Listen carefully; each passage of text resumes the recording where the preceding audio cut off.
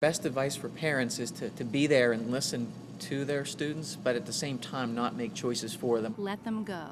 It's just like when they went to kindergarten the first time, they may have cried a little bit, and you're tempted to run back and take them back home. But what parents don't realize is that once the parents are out of the picture, those kindergarten students stand up on their own and they stop crying, and they're just fine without us. My advice to parents is it gets better. It just to encourage them to stay and tough it out a little bit, because things get really, really great after that first initial shock of being on campus and being alone, away for the first time. They need to be there for support and guidance, but when they call home and say, I don't like it here, I'm coming home, tell them, no, you have to at least stick it out until the end of the first semester.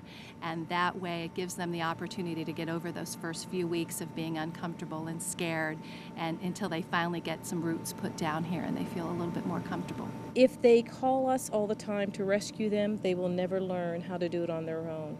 And I tell my own children that if you're having a problem with the teachers, then you go to the teacher first, explain the situation.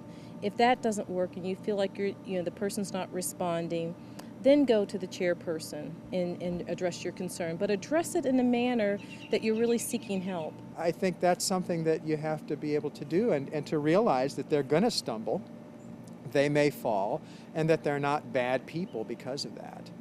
It's part of the learning that they have to do to become functional adults. And sometimes your kids are going to have struggles, but you need to just be supportive and let them know that, hey, this is all part of life.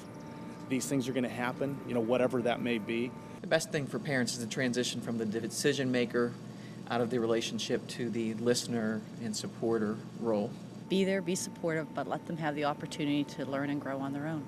And I think it's just natural for a lot of parents to say, well, when I was in school, but this is very different. And I think that they need to be mindful of that and just be patient and listen to their students when their students come back and say, but things are different and this is what I'm experiencing. Putting undue pressures on them, demanding that they get the best possible grades, in my opinion, is not what you should focus on at first, because that's going to come over time. I would highly recommend that they stay connected with the university. The parents can always call the first seminar. Like I give all my parents from my first seminar, my number. If they want to call me, I can't tell them directly about their student, but if they're worried about something, they can point those things out, and then I can go ahead and talk to that student with them. There's parent visitations, orientations, also getting to know the faculty members, not necessarily calling in place of their child, but most definitely staying connected. Kids learn to need to become independent, and this is where it happens.